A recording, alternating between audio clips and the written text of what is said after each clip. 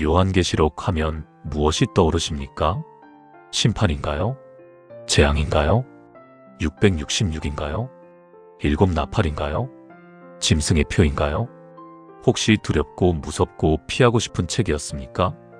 그 책은 너무 어려워서, 읽으면 마음이 무거워져서, 도대체 무슨 말인지 모르겠어서, 이런 이유로 요한계시록을 멀리하셨던 적 있으신가요? 여러분만 그런 것이 아닙니다. 솔직히 많은 성도님들이 그렇습니다. 66권의 성경 중에서 가장 안 읽는 책, 가장 두려운 책, 가장 피하고 싶은 책, 그것이 바로 요한계시록이라는 조사가 있습니다. 그런데 이상하지 않습니까? 하나님의 말씀인데 왜 두려울까요? 하나님의 계시인데 왜 피하고 싶을까요? 예수님의 마지막 메시지인데 왜 읽기 싫을까요? 세상은 요한계시록을 공포의 책이라고 말합니다. 영화도 드라마도 이 책을 두려움의 소재로 사용하지요. 아마겟돈, 심판의 날, 세상의 종말, 온갖 공포 영화와 재난 영화가 요한계시록을 인용합니다. 그러나 하나님은 정반대로 말씀하십니다. 요한계시록 1장 3절을 보십시오. 이 예언의 말씀을 읽는 자와 듣는 자와 그 가운데 기록한 것을 지키는 자는 복이 있나니 때가 가까움이라. 놀랍지 않습니까? 두려움이 아니라 복입니다. 심판이 아니라 축복입니다. 공포가 아니라 약속입니다. 성경 66권 중에서 읽는 것만으로도 복이 있다고 선포하는 책, 그것이 바로 요한계시록입니다. 그렇다면 왜 세상은 이 책을 두렵게 만들었을까요? 답은 간단합니다. 사탄이 이 책을 가장 두려워하기 때문입니다. 이 책에는 사탄의 최후가 기록되어 있습니다. 이 책에는 악의 패배가 선언되어 있습니다. 이 책에는 성도의 승리가 약속되어 있습니다. 그래서 사탄은 필사적으로 이 책을 읽지 못하게 합니다. 어려워, 무서워, 이해 못해라는 거짓말로 성도들을 멀리하게 합니다. 오늘 그 거짓말의 베일을 벗기겠습니다. 이 책의 원래 이름이 무엇인지 아십니까? 헬라어로 아포칼립시스입니다. 뜻은 베일을 벗기다, 숨겨진 것을 드러내다입니다. 하나님이 드러내시려는 것은 심판만이 아닙니다. 바로 이기는 자에게 주시는 놀라운 약속입니다. 요한계시록 2장과 3장에는 7교회에 보낸 편지가 있습니다. 그리고 각 편지의 끝에는 반드시 이 문장이 등장합니다. 이기는 자에게는 7번 반복됩니다. 7개의 약속이 있습니다. 하나님께서 이기는 자에게 주시겠다고 친히 약속하신 7가지 선물입니다. 오늘 이 약속들을 하나씩 펼쳐보겠습니다. 여러분의 믿음에 새로운 불꽃이 붙게 될 것입니다. 두려움은 사라지고 소망이 차오르게 될 것입니다. 자, 지금부터 이기는 자에게 주신 첫 번째 약속을 만나보시겠습니다. 여러분, 에덴 동산을 기억하십니까? 아담과 하와가 선악과를 먹은 후 무슨 일이 벌어졌습니까? 그들은 에덴 동산에서 쫓겨났습니다. 그리고 하나님은 생명나무를 지키시기 위해 그룹들과 화염검을 두셨습니다. 창세기 3장 24절입니다. 이같이 하나님이 그 사람을 쫓아내시고 에덴 동산 동쪽의 그룹들과 두루 도는 불칼을 두어 생명나무의 길을 지키게 하시니라. 인류는 그날 이후로 생명나무에 다가갈 수 없었습니다. 영원한 생명의 문이 닫혔습니다. 죽음이 시작되었습니다. 그런데 요한계시록은 놀라운 반전을 선언합니다. 요한계시록 2장 7절, 에베소 교회에 주신 말씀입니다. 귀 있는 자는 성령이 교회들에게 하시는 말씀을 들을지어다. 이기는 그에게는 내가 하나님의 낙원에 있는 생명나무의 열매를 주워 먹게 하리라.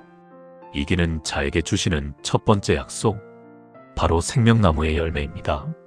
창세기에서 닫혔던 문이 요한계시록에서 다시 열립니다. 인류가 잃어버렸던 것을 이기는 자가 회복합니다. 에덴에서 쫓겨났던 자녀가 낙원으로 돌아옵니다. 이것이 얼마나 놀라운 약속인지 아십니까? 아담이 한 번의 불순종으로 잃어버린 것을 예수 그리스도 안에서 이기는 자는 영원히 소유하게 됩니다. 더 이상 죽음이 없습니다. 더 이상 분리가 없습니다. 더 이상 쫓겨남이 없습니다. 하나님과 영원히 함께하는 삶, 그것이 생명나무가 상징하는 약속입니다. 그런데 여기서 질문이 생깁니다. 이기는 자가 누구입니까? 도대체 무엇을 이겨야 합니까? 에베소 교회의 상황을 보면 답이 나옵니다. 에베소 교회는 처음 사랑을 잃어버린 교회였습니다. 열심히 일하고 악한 자를 분별하고 이단을 배척했지만 첫사랑이 식었습니다. 예수님은 이렇게 말씀하셨습니다. 그러나 너를 책망할 것이 있나니 너의 처음 사랑을 버렸느니라. 요한계시록 2장 4절. 이기는 자란 첫사랑을 회복하는 자입니다.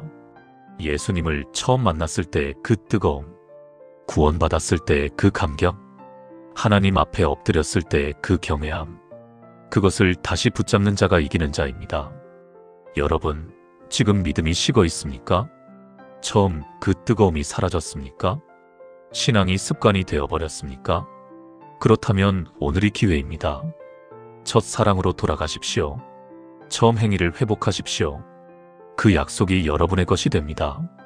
생명나무의 열매가 여러분을 기다리고 있습니다. 부산에 사시는 67세 정순자 권사님의 이야기입니다. 권사님은 40년 신앙의 베테랑이셨습니다. 매주일 예배, 새벽기도, 수요 예배, 금요 철야까지 교회의 모든 모임에 빠지지 않으셨습니다. 그런데 어느 날 깨달으셨습니다. 내가 왜 교회에 가지? 습관인가? 의무감인가? 기도에도 감격이 없고 찬양에도 눈물이 없었습니다. 성경을 읽어도 마음에 닿지 않았습니다. 믿음은 있는데 사랑이 없었습니다. 열심은 있는데 기쁨이 없었습니다. 권사님은 어느 날 새벽에 요한계시록 2장을 읽으셨습니다. 너의 처음 사랑을 버렸느니라. 이 말씀이 가슴을 찔렀습니다. 눈물이 쏟아졌습니다. 하나님, 제가 언제부터 이렇게 되었을까요? 처음 믿음 가졌을 때 얼마나 뜨거웠습니까? 구원의 감격으로 눈물 흘리며 찬양했던 그때가 그립습니다. 그날부터 권사님은 매일 아침 이렇게 기도하셨습니다. 주님, 제 첫사랑을 회복시켜주세요. 일주일이 지나고 한 달이 지났습니다. 조금씩 마음이 달라지기 시작했습니다. 성경 말씀이 새롭게 들어왔습니다. 찬양의 감격이 돌아왔습니다. 3개월 후 권사님은 간증하셨습니다. 40년 신앙 중에 지금이 가장 뜨겁습니다.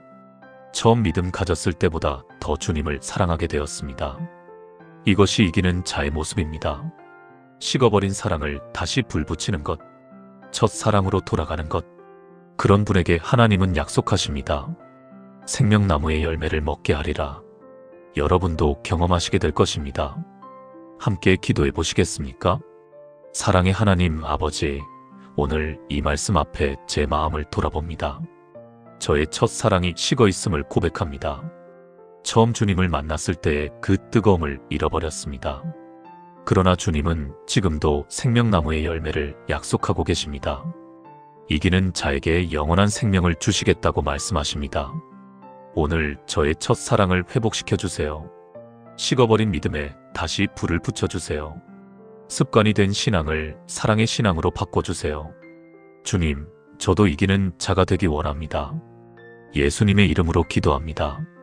아멘. 이 기도를 매일 드려보세요. 첫사랑이 반드시 회복될 것입니다. 자, 이제 두 번째 약속으로 넘어가겠습니다. 여러분, 죽음이 두렵습니까? 아마 대부분의 사람들이 그렇습니다. 죽음은 인간에게 가장 큰 두려움입니다. 아무리 부자여도, 아무리 권력이 있어도, 아무리 건강해도 죽음 앞에서는 모두가 무력합니다. 그런데 성경은 놀라운 사실을 알려줍니다. 죽음이 하나가 아니라는 것입니다. 첫 번째 죽음은 육체의 죽음입니다. 우리 모두가 언젠가 경험하게 될 죽음이지요. 그러나 이 죽음은 믿는 자에게 끝이 아닙니다. 잠자는 것과 같습니다. 두 번째 죽음은 영원한 죽음입니다. 요한계시록 20장 14절은 이것을 불못이라고 부릅니다. 하나님과 영원히 분리되는 것, 구원받지 못한 자들이 가는 곳입니다. 이것이 진짜 두려워해야 할 죽음입니다. 예수님도 이렇게 말씀하셨습니다. 몸은 죽여도 영혼은 능히 죽이지 못하는 자들을 두려워하지 말고 오직 몸과 영혼을 능히 지옥에 멸하실 수 있는 이를 두려워하라. 마태복음 10장 28절. 그런데 요한계시록 2장 11절 서머나 교회에 주신 약속을 보십시오. 귀 있는 자는 성령이 교회들에게 하시는 말씀을 들을지어다. 이기는 자는 둘째 사망의 해를 받지 아니하리라. 이기는 자에게 주시는 두 번째 약속, 둘째 사망의 해를 받지 않는 것입니다. 이 약속이 얼마나 대단한지 아십니까? 육체의 죽음은 겪을 수 있습니다. 그러나 영원한 멸망은 없습니다. 불못의 심판을 피하게 됩니다. 하나님과 영원히 함께하게 됩니다. 서머나 교회는 어떤 교회였습니까? 핍박받는 교회였습니다. 가난한 교회였습니다. 순교의 위협 속에 있던 교회였습니다. 예수님은 이렇게 말씀하셨습니다. 너희가 받을 고난을 두려워하지 말라. 볼지어다 마귀가 장차 너희 가운데서 몇 사람을 옥에 던져 시험을 받게 하리니 너희가 10일 동안 환난을 받으리라. 내가 죽도록 충성하라. 그리하면 내가 생명의 관을 내게 주리라. 요한계시록 2장 10절. 죽도록 충성하라. 무서운 말씀처럼 들립니다. 그러나 그 뒤에 약속이 있습니다. 죽도록 충성하면 생명의 관을 받습니다. 이기면 둘째 사망의 해를 받지 않습니다. 육체의 죽음 뒤에 영원한 생명이 기다리고 있습니다. 세상은 죽음을 두려워하라고 말합니다. 그래서 죽지 않으려고 발버둥 칩니다. 건강을 위해 모든 것을 바칩니다. 젊음을 유지하려고 온갖 노력을 합니다. 그러나 하나님은 말씀하십니다.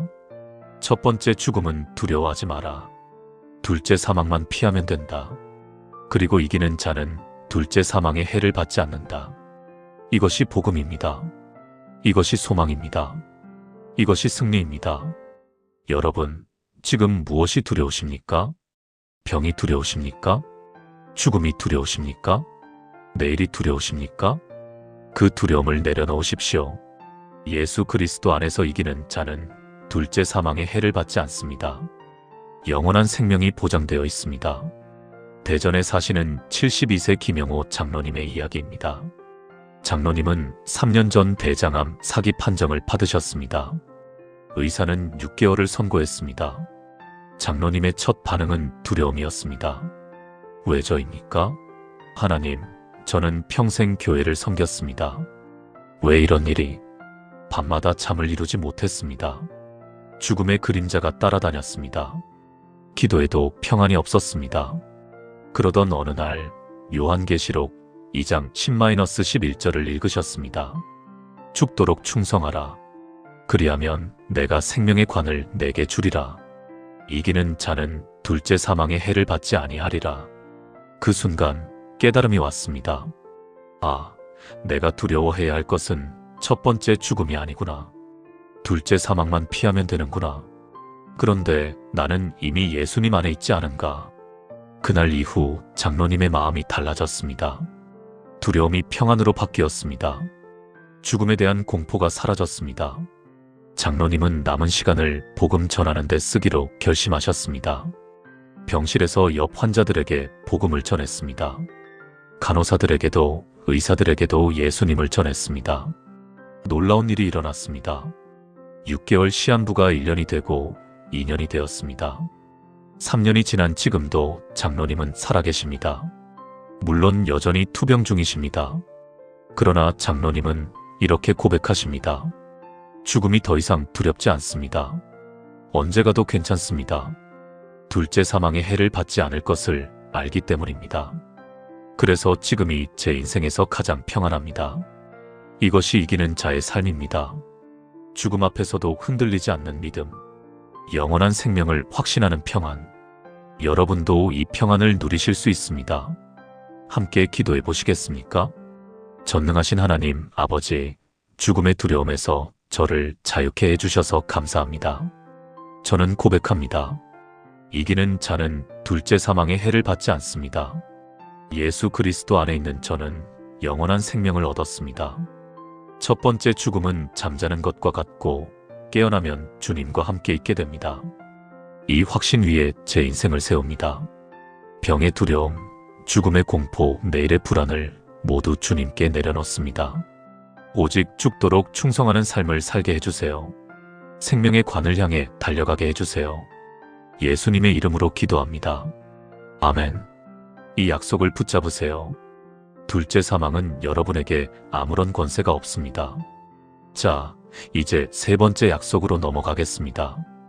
여러분, 만나가 무엇인지 아십니까? 이스라엘 백성이 광야에서 40년 동안 먹었던 양식입니다. 하늘에서 내려온 기적의 음식이었습니다. 매일 아침 이슬처럼 내렸고 백성들은 그것을 모아 먹었습니다. 그런데 흥미로운 사실이 있습니다. 만나 중 일부는 금 항아리에 담겨 언약궤 안에 보관되었습니다. 출애굽기 16장 33절입니다. 모세가 아론에게 이르되 항아리를 가져다가 만나 한 오매를 그 속에 담아 여호와 앞에 두어 너희 대대로 간수하라. 이것이 감추인 만나입니다. 언약궤 안에 숨겨진 만나. 특별히 보존된 하늘의 양식입니다. 요한계시록 2장 17절 버가모 교회에 주신 약속입니다. 귀 있는 자는 성령이 교회들에게 하시는 말씀을 들을지어다. 이기는 그에게는 내가 감추어진 만나를 주고 또 흰 돌을 줄 터인데 그 돌 위에 새 이름을 기록한 것이 있나니 받는 자밖에는 그 이름을 알 사람이 없느니라. 이기는 자에게 주시는 세 번째 약속, 감추인 만나와 흰 돌입니다. 감추인 만나가 무엇을 의미할까요? 예수님은 말씀하셨습니다. 나는 하늘에서 내려온 살아있는 떡이니 사람이 이 떡을 먹으면 영생하리라. 요한복음 6장 51절. 감추인 만나는 예수 그리스도 자신을 상징합니다. 세상이 알지 못하는 영적 양식, 이기는 자만 맛볼 수 있는 특별한 은혜, 하나님과의 깊은 친밀함입니다. 그리고 흰돌은 무엇입니까? 당시 로마 문화에서 흰돌은 무죄 판결을 의미했습니다. 재판에서 배심원들은 유죄면 검은 돌을, 무죄면 흰 돌을 던졌습니다. 흰 돌은 죄에서 완전히 풀려났다는 증거입니다. 또한 흰 돌에는 새 이름이 기록되어 있습니다. 오직 받는 자만 아는 이름, 하나님과 나 사이의 비밀스러운 이름, 특별한 관계를 나타내는 이름입니다. 여러분, 이 얼마나 놀라운 약속입니까? 이기는 자는 예수 그리스도라는 영적 양식을 누립니다. 이기는 자는 완전한 무죄 판결의 확신을 얻습니다. 이기는 자는 하나님과 특별한 관계 속에 들어갑니다.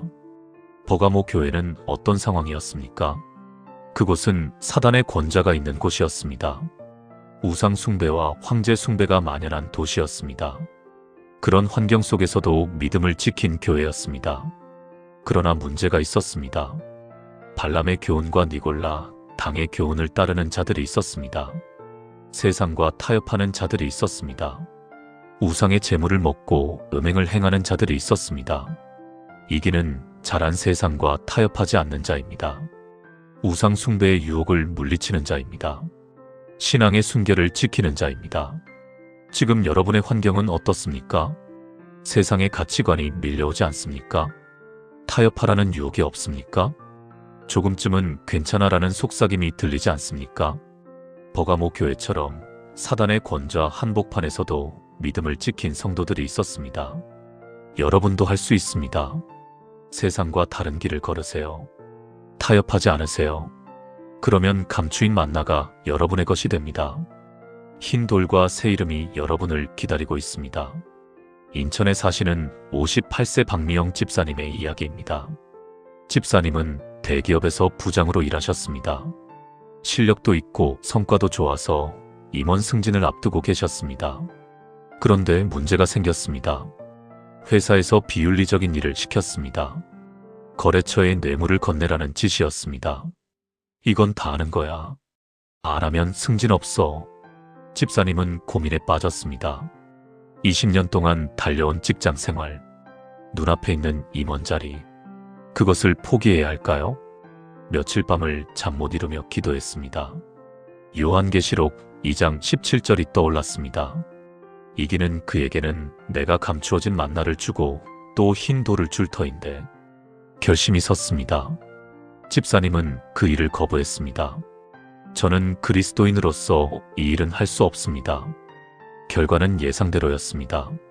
승진에서 탈락했습니다. 회사에서의 입지도 좁아졌습니다. 결국 명예퇴직을 선택해야 했습니다. 세상 눈으로 보면 실패입니다. 바보 같은 선택입니다. 손해만 본 것처럼 보입니다. 그러나 집사님은 이렇게 고백하셨습니다. 그 결정을 후회하지 않습니다. 하나님 앞에 떳떳하게 설 수 있다는 것이 임원 자리보다 훨씬 귀합니다. 퇴직 후 작은 사업을 시작했는데 하나님이 놀랍게 채워주셨습니다. 감추인 만나가 무엇인지 경험했습니다. 세상이 주지 못하는 평안과 기쁨이 매일 제 마음을 채웁니다. 이것이 이기는 자의 삶입니다. 타협하지 않는 믿음, 세상이 뭐라 해도 흔들리지 않는 신앙. 그런 분에게 하나님은 감추인 만나를 주십니다. 흰 돌 위에 새 이름을 새겨주십니다. 함께 기도해 보시겠습니까? 거룩하신 하나님, 아버지, 세상과 타협하지 않는 믿음을 주셔서 감사합니다. 저는 때로 유혹 앞에 흔들립니다. 조금쯤은 괜찮겠지라는 생각에 넘어질 때가 있습니다. 그러나 주님은 이기는 자에게 감추인 만나를 약속하셨습니다. 세상이 알지 못하는 영적 양식으로 저를 채워주십니다.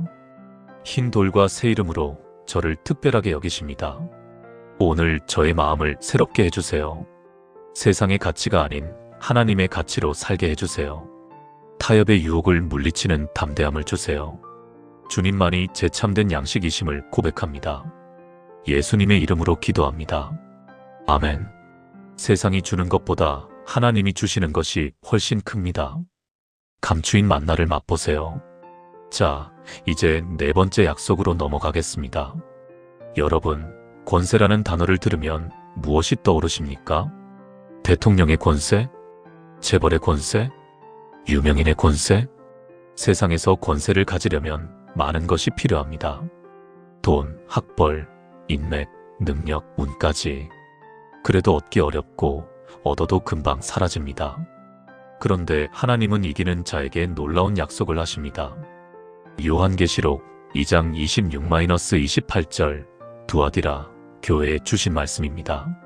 이기는 자와 끝까지 내 일을 지키는 그에게 만국을 다스리는 권세를 주리니 그가 철장을 가지고 그들을 다스려 질그릇 깨뜨리는 것과 같이 하리라. 나도 내 아버지께 받은 것이 그러하니라. 내가 또 그에게 새벽별을 주리라. 이기는 자에게 주시는 네 번째 약속, 만국을 다스리는 권세와 새벽별입니다. 이 말씀이 무슨 뜻일까요? 시편 2장을 보면 이해가 됩니다. 내가 철장으로 그들을 깨뜨리며 질그릇같이 부수리라. 시편 2장 9절. 이것은 메시아 왕에 대한 예언입니다. 예수 그리스도께서 받으신 권세입니다. 그런데 예수님은 이 권세를 이기는 자와 나누겠다고 말씀하십니다. 나도 내 아버지께 받은 것이 그러하니라. 주님이 받으신 권세를 우리에게 주신다는 것입니다. 그리고 새벽별. 새벽별은 밤이 가장 어두울 때 뜨는 별입니다. 아침이 온다는 것을 알려주는 소망의 별입니다. 요한계시록 22장 16절에서 예수님은 자신을 이렇게 소개하십니다. 나는 다윗의 뿌리요 자손이니 곧 광명한 새벽별이라. 새벽별은 예수님 자신을 상징합니다. 이기는 자에게 새벽별을 주신다는 것은 예수님 자신을 주시겠다는 의미입니다. 두아디라 교회는 어떤 상황이었습니까?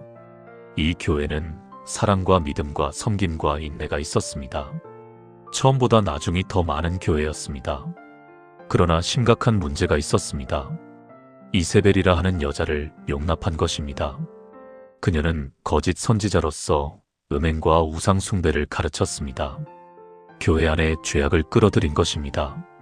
이기는 자란 죄와 타협하지 않는 자입니다. 거짓 가르침을 물리치는 자입니다. 끝까지 주님의 일을 지키는 자입니다. 끝까지라는 말씀에 주목해 보세요.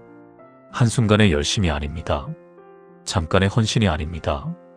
끝까지, 마지막까지 지키는 것입니다. 여러분, 지금 어떤 상황에 계십니까? 신앙생활이 지치셨습니까? 언제까지 일해야 하나 싶으십니까? 포기하고 싶은 마음이 드십니까? 조금만 더 견디세요. 끝까지 지키는 자에게 만국을 다스리는 권세가 주어집니다. 새벽별이 주어집니다. 광주에 사시는 63세의 이정훈 집사님의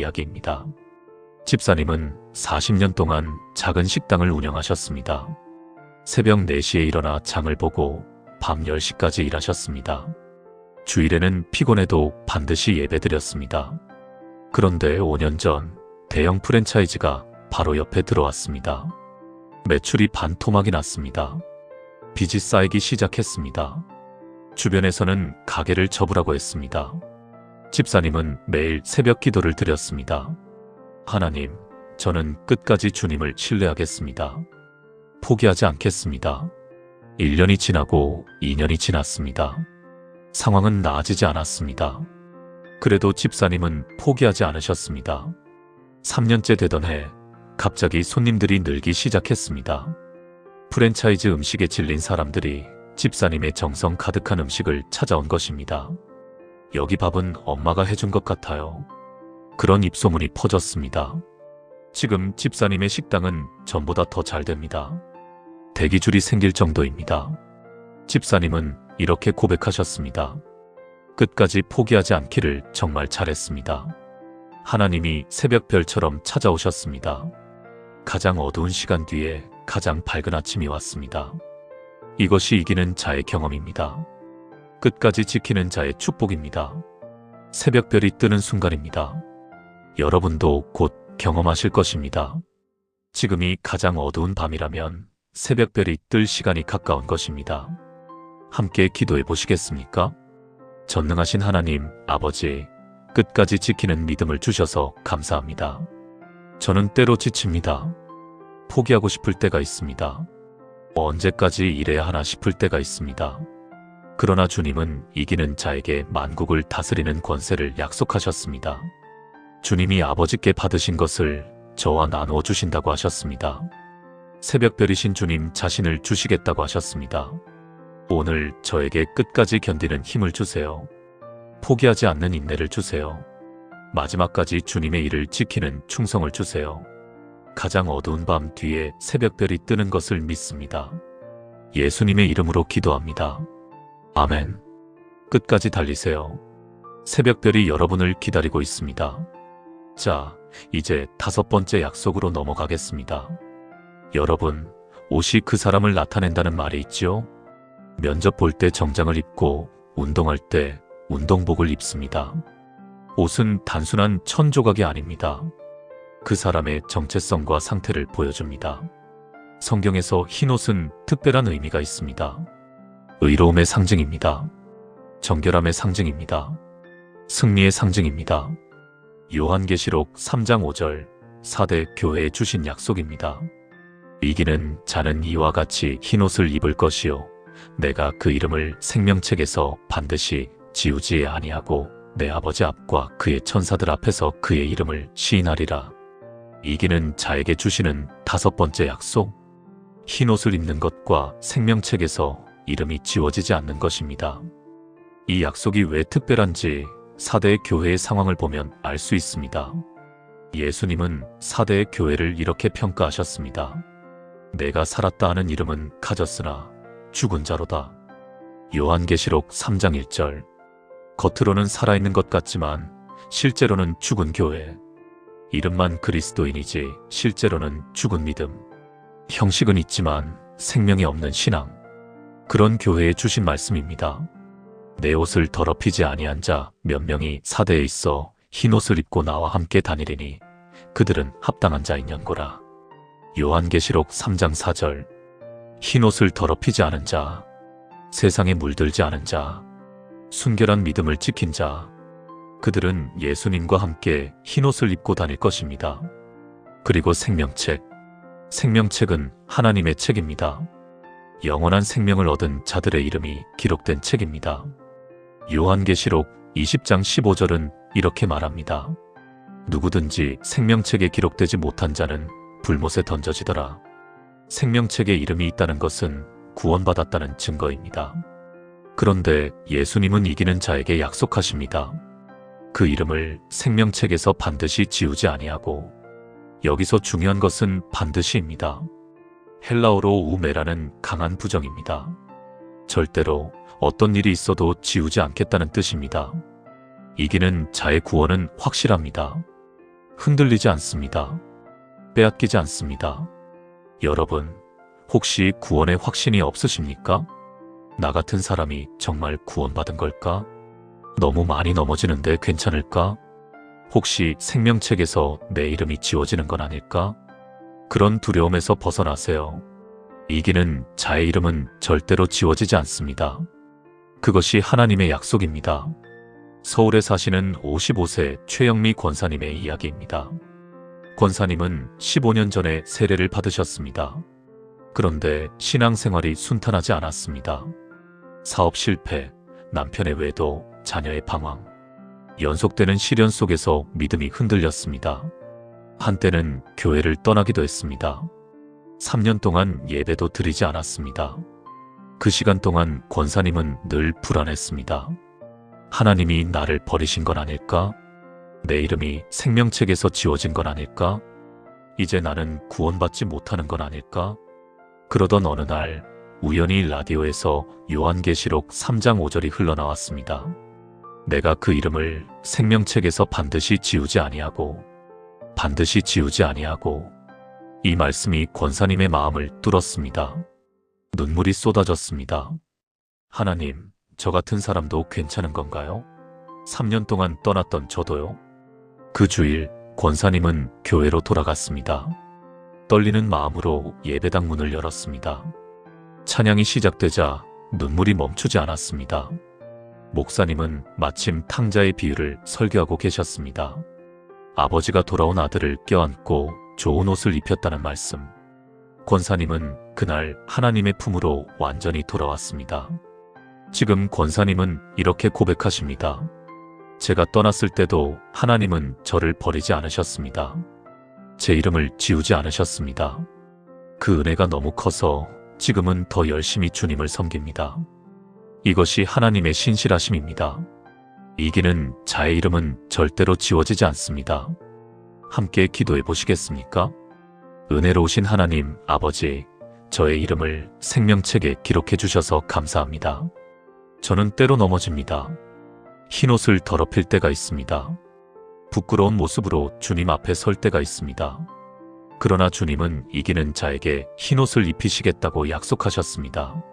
생명책에서 반드시 이름을 지우지 않겠다고 말씀하셨습니다. 오늘 저의 구원의 확신을 굳건하게 해주세요. 흔들리지 않는 믿음을 주세요. 옷을 더럽히지 않는 순결한 삶을 살게 해주세요. 주님, 아버지 앞과 천사들 앞에서 제 이름을 시인해 주실 것을 믿습니다. 예수님의 이름으로 기도합니다. 아멘. 여러분의 이름은 생명책에 있습니다. 그 확신 위에 서세요. 자, 이제 6번째 약속으로 넘어가겠습니다. 여러분, 기둥이 어떤 역할을 하는지 아십니까? 기둥은 건물을 지탱합니다. 기둥이 없으면 건물이 무너집니다. 기둥은 가장 중요한 구조물입니다. 그런데 기둥에 또 다른 특징이 있습니다. 기둥은 움직이지 않습니다. 한번 세워지면 그 자리를 지킵니다. 영원히 그곳에 있습니다. 요한계시록 3장 12절 빌라델비아 교회에 주신 약속입니다. 이기는 자는 내 하나님 성전에 기둥이 되게 하리니 그가 결코 다시 나가지 아니하리라. 내가 하나님의 이름과 하나님의 성 곧 하늘에서 내 하나님께로부터 내려오는 새 예루살렘의 이름과 나의 새 이름을 그 위에 기록하리라. 이기는 자에게 주시는 6번째 약속, 하나님 성전의 기둥이 되는 것입니다. 이 약속의 의미를 풀어보겠습니다. 첫째, 하나님 성전의 기둥이 됩니다. 하나님의 집에서 가장 중요한 위치를 차지합니다. 하나님의 임재 가운데 영원히 거합니다. 둘째, 결코 다시 나가지 않습니다. 한번 들어가면 영원히 그곳에 있습니다. 쫓겨나지 않습니다. 떠나지 않습니다. 영원히 하나님과 함께합니다. 셋째, 3가지 이름이 기록됩니다. 하나님의 이름, 새 예루살렘의 이름, 그리스도의 새 이름. 이것은 완전한 소속을 의미합니다. 이 사람은 하나님의 것이다라는 인침입니다. 빌라델비아 교회는 어떤 교회였습니까? 7교회 중 유일하게 책망이 없는 교회입니다. 적은 능력을 가졌지만 말씀을 지켰습니다. 주님의 이름을 부인하지 않았습니다. 예수님은 이 교회를 이렇게 칭찬하셨습니다. 볼지어다 내가 내 앞에 열린 문을 두었으니 능히 닫을 사람이 없으리라. 내가 적은 능력을 가지고도 내 말을 지키며 내 이름을 배반하지 아니하였도다. 요한계시록 3장 8절. 적은 능력. 이 말씀에 주목해 보세요. 빌라델비아 교회는 대단한 교회가 아니었습니다. 숫자도 적었고 재력도 없었고 사회적 영향력도 미미했습니다. 그러나 말씀을 지켰습니다. 주님의 이름을 부인하지 않았습니다. 여러분, 혹시 자신이 보잘것없다고 느끼십니까? 나는 능력이 없어. 나는 믿음이 약해. 나는 별 볼 일 없는 성도야. 그런 생각을 버리세요. 하나님은 적은 능력을 가진 자도 귀하게 여기십니다. 말씀을 지키고 주님의 이름을 부인하지 않으면 됩니다. 그러면 하나님 성전의 기둥이 됩니다. 영원히 하나님과 함께하게 됩니다. 경기도 수원에 사시는 69세 한정의 집사님의 이야기입니다. 집사님은 평생 눈에 띄는 사람이 아니셨습니다. 학력도 높지 않고 재산도 없고 특별한 재능도 없었습니다. 교회에서도 마찬가지였습니다. 설교도 못하고 찬양도 잘 못하고 기도도 길게 못하셨습니다. 항상 뒷자리에 조용히 앉아 계셨습니다. 그런데 집사님이 30년 동안 한 일이 있습니다. 매주 교회 화장실 청소. 아무도 시키지 않았습니다. 아무도 알아주지 않았습니다. 그냥 새벽에 와서 묵묵히 화장실을 닦으셨습니다. 비가 오나 눈이 오나 몸이 아프나 건강하나 30년 동안 단 한 주도 빠지지 않으셨습니다. 어느 날 목사님이 물으셨습니다. 집사님, 왜 이 일을 하세요? 힘들지 않으세요? 집사님은 이렇게 대답하셨습니다. 저는 특별히 잘하는 게 없어요. 그래서 이것만큼은 충성하려고요. 하나님 집 화장실이 깨끗하면 하나님도 기뻐하실 것 같아서요. 그 후 집사님의 이야기가 교회에 알려졌습니다. 많은 성도들이 감동받았습니다. 나도 저렇게 살아야겠다. 보이지 않는 곳에서 충성하는 게 진짜 믿음이구나. 집사님은 여전히 화장실 청소를 하십니다. 이제는 70이 다 되셨지만 여전히 새벽에 오십니다. 집사님은 이렇게 말씀하십니다. 저는 성전의 기둥처럼 대단한 사람이 아니에요. 그냥 화장실 청소하는 사람이에요. 그런데 요한계시록 읽다가 이 말씀 보고 울었어요. 이기는 자는 내 하나님 성전에 기둥이 되게 하리니 저 같은 사람도 기둥이 될 수 있다니 정말 감사해요. 이것이 이기는 자의 모습입니다. 적은 능력이지만 말씀을 지키는 것, 보잘것없지만 충성하는 것, 그런 분이 하나님 성전의 기둥이 됩니다. 함께 기도해 보시겠습니까? 영광의 하나님 아버지, 저 같은 사람도 성전의 기둥이 될 수 있다는 약속에 감사드립니다. 저는 능력이 적습니다. 대단한 사람이 아닙니다. 세상 눈에는 보잘것없는 존재입니다. 그러나 주님은 적은 능력이라도 말씀을 지키면 기둥이 되게 하겠다고 하셨습니다. 주님의 이름을 부인하지 않으면 영원히 성전에 있게 하겠다고 하셨습니다. 오늘 저에게 충성하는 마음을 주세요. 보이지 않는 곳에서도 신실하게 섬기는 자가 되게 해주세요. 작은 일에도 최선을 다하는 믿음을 주세요. 주님의 이름, 새 예루살렘의 이름, 그리스도의 새 이름이 제 위에 기록되기를 원합니다. 예수님의 이름으로 기도합니다. 아멘. 적은 능력을 부끄러워하지 마세요. 충성하는 자가 기둥이 됩니다. 자, 이제 마지막 7번째 약속으로 넘어가겠습니다. 여러분, 이것이 마지막 약속입니다. 7가지 중에서 가장 놀라운 약속입니다. 요한계시록 3장 21절 라오디게아 교회에 주신 말씀입니다. 이기는 그에게는 내가 내 보좌에 함께 앉게 하여 주리니 이는 내가 이기고 아버지 보좌에 함께 앉은 것과 같으니라.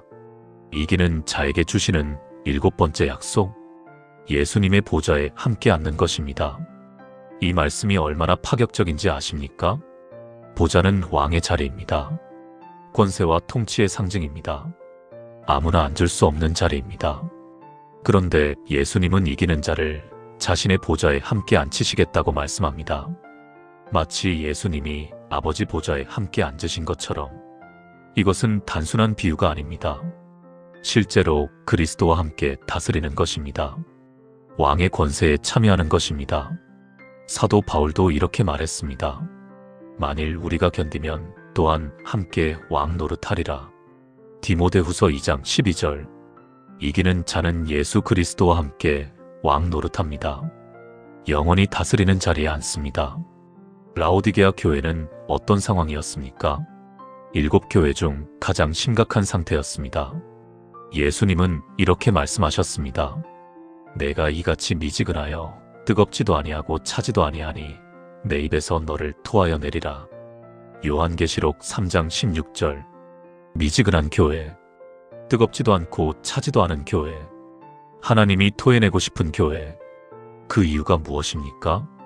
내가 말하기를 나는 부자라 부요하여 부족한 것이 없다 하나 내 곤고한 것과 가련한 것과 가난한 것과 눈먼 것과 벌거벗은 것을 알지 못하도다. 요한계시록 3장 17절. 라오디게아 교회는 물질적으로 부요했습니다. 그래서 차족했습니다. 하나님이 필요 없다고 생각했습니다. 그러나 영적으로는 가난하고 눈멀고 벌거벗은 상태였습니다. 이기는 자란 자신의 영적 상태를 직시하는 자입니다. 미지근함에서 깨어나는 자입니다. 예수님을 다시 마음에 모시는 자입니다. 예수님은 이렇게 말씀하셨습니다. 볼지어다 내가 문 밖에 서서 두드리노니 누구든지 내 음성을 듣고 문을 열면 내가 그에게로 들어가 그와 더불어 먹고 그는 나와 더불어 먹으리라. 요한계시록 3장 20절. 예수님이 문 밖에 서 계십니다. 두드리고 계십니다. 들어가기를 원하십니다. 그런데 문이 안에서만 열립니다. 우리가 열어야 합니다. 우리가 예수님을 초청해야 합니다. 문을 열면 무슨 일이 벌어집니까? 예수님이 들어오십니다. 함께 식사하십니다. 그리고 보좌에 함께 앉게 됩니다. 여러분, 지금 여러분의 마음 문은 어떻습니까? 예수님을 밖에 세워두지 않았습니까? 나는 괜찮아라고 생각하지 않았습니까? 미지근한 상태에 안주하지 않았습니까? 오늘 문을 여세요. 예수님을 다시 마음에 초청하세요. 그러면 보좌에 함께 앉는 영광이 여러분의 것이 됩니다. 제주도에 사시는 61세 강성호 장로님의 이야기입니다. 장로님은 30년 전 사업이 성공해서 부자가 되셨습니다. 좋은 집, 좋은 차, 좋은 옷, 원하는 것은 다 가질 수 있었습니다. 신앙생활도 나름 열심히 하셨습니다. 주일 예배, 11조, 교회 헌금. 겉으로 보면 모범적인 장로님이셨습니다. 그런데 마음 한구석이 늘 허전했습니다. 예배 시간에도 마음이 따라가지 않았습니다. 기도에도 감격이 없었습니다. 성경 말씀이 마음에 와닿지 않았습니다. 그러면서도 나는 괜찮아라고 생각했습니다. 다른 사람들보다 잘하고 있잖아. 교회도 열심히 다니잖아. 헌금도 많이 하잖아. 어느 날 요한계시록 3장을 읽다가 멈추었습니다. 내가 말하기를 나는 부자라 부요하여 부족한 것이 없다 하나. 이 말씀이 마치 자기 이야기 같았습니다. 그리고 20절. 볼지어다 내가 문 밖에 서서 두드리노니. 장로님은 깨달았습니다. 아, 내가 예수님을 문 밖에 세워두고 있었구나. 그날 밤 장로님은 무릎을 꿇고 울며 기도하셨습니다. 주님, 죄송합니다. 제가 부유하다고 착각하고 있었습니다. 실제로는 가난하고 눈멀고 벌거벗은 상태였습니다. 오늘 제 마음 문을 엽니다. 들어와 주세요. 그날 이후 장로님의 신앙이 완전히 달라졌습니다. 예배가 살아났습니다. 기도에 눈물이 났습니다. 말씀이 꿀처럼 달았습니다. 장로님은 이렇게 고백하셨습니다. 30년 동안 교회 다녔지만 그날 처음으로 예수님을 마음에 모셨습니다. 미지근했던 제가 다시 뜨거워졌습니다. 지금은 매일이 감사입니다. 이것이 이기는 자의 경험입니다. 미지근함에서 깨어나는 것, 예수님께 문을 여는 것, 그런 분이 보좌에 함께 앉게 됩니다. 함께 기도해 보시겠습니까? 보좌에 앉아 계신 만왕의 왕 예수님, 오늘 제 마음 문을 엽니다. 저는 그동안 미지근했습니다. 뜨겁지도 않고 차지도 않았습니다. 나는 괜찮아라고 착각했습니다. 그러나 주님은 지금도 문 밖에서 두드리고 계십니다. 제 음성을 듣고 들어오시기 원하십니다. 오늘 주님을 마음 가운데 모십니다. 저와 더불어 식사해 주세요. 제 삶의 주인이 되어 주세요. 이기는 자를 보좌에 함께 앉히시겠다는 약속을 믿습니다. 주님이 아버지 보좌에 앉으신 것처럼 저도 함께하게 해주세요. 미지근함을 깨뜨려 주세요. 다시 뜨거운 믿음으로 살게 해주세요. 예수님의 이름으로 기도합니다. 아멘. 문을 여세요. 보좌가 여러분을 기다리고 있습니다. 지금까지 나눈 7가지 약속을 하나의 기도로 드리겠습니다. 함께 기도하시겠습니까? 영광과 존귀와 능력의 하나님, 오늘 요한계시록을 통해 주신 7가지 놀라운 약속을 감사드립니다. 첫 사랑을 회복하면 생명나무의 열매를 먹게 하시고, 죽도록 충성하면 둘째 사망의 해를 받지 않게 하시며, 세상과 타협하지 않으면 감추인 만나와 흰 돌을 주시고, 끝까지 주님의 일을 지키면 만국을 다스리는 권세와 새벽별을 주시며, 옷을 더럽히지 않으면 흰 옷과 생명책의 이름을 보존해 주시고, 적은 능력이라도 말씀을 지키면 성전의 기둥이 되게 하시며, 마음 문을 열면 보좌에 함께 앉게 하시겠다고 약속하셨습니다. 저는 고백합니다. 저는 이기는 자가 되기 원합니다. 첫 사랑으로 돌아가겠습니다. 죽도록 충성하겠습니다. 세상과 타협하지 않겠습니다. 끝까지 주님의 일을 지키겠습니다. 옷을 더럽히지 않겠습니다. 적은 능력이라도 말씀을 지키겠습니다. 지금 마음 문을 열어 주님을 모시겠습니다. 요한계시록이 두려움의 책이 아니라 약속의 책임을 알게 해주셔서 감사합니다. 이기는 자에게 주시는 이 놀라운 선물들을 붙잡겠습니다. 생명나무의 열매, 둘째 사망의 면제, 감추인 만나, 흰돌 만국을 다스리는 권세, 새벽별 흰옷, 생명책의 이름, 성전의 기둥, 3가지 이름, 그리고 보좌에 함께 앉는 영광. 이 모든 약속이 저의 것이 되기를 믿습니다. 하나님 아버지, 오늘 이 말씀을 듣는 모든 분들도 이기는 자가 되게 해주세요. 두려움을 버리고 소망을 붙잡게 해주세요. 요한계시록을 읽을 때마다 복을 누리게 해주세요. 이기시고 아버지 보좌에 앉으신 예수 그리스도의 이름으로 기도합니다. 아멘.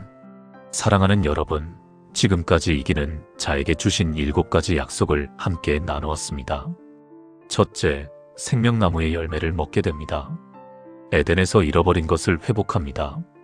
둘째 사망의 해를 받지 않습니다. 영원한 멸망에서 완전히 자유합니다. 셋째, 감추인 만나와 흰 돌을 받습니다. 세상이 알지 못하는 영적 양식과 무죄 판결을 누립니다. 넷째, 만국을 다스리는 권세와 새벽별을 받습니다. 그리스도와 함께 다스리고 그분 자신을 소유합니다. 다섯째, 흰옷을 입고 생명책의 이름이 영원히 보존됩니다. 구원의 확신이 확고해집니다. 여섯째, 하나님 성전의 기둥이 됩니다.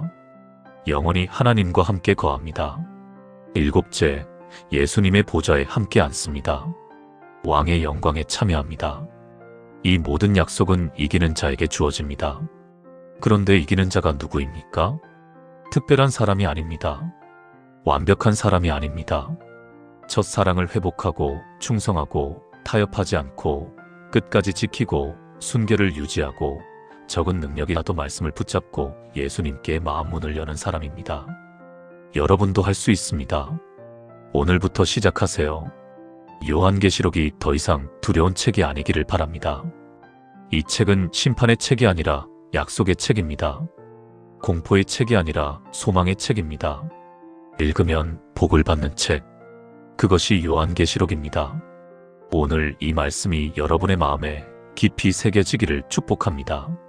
이기는 자의 반열에 여러분이 서기를 축복합니다. 7가지 약속이 모두 여러분의 것이 되기를 축복합니다.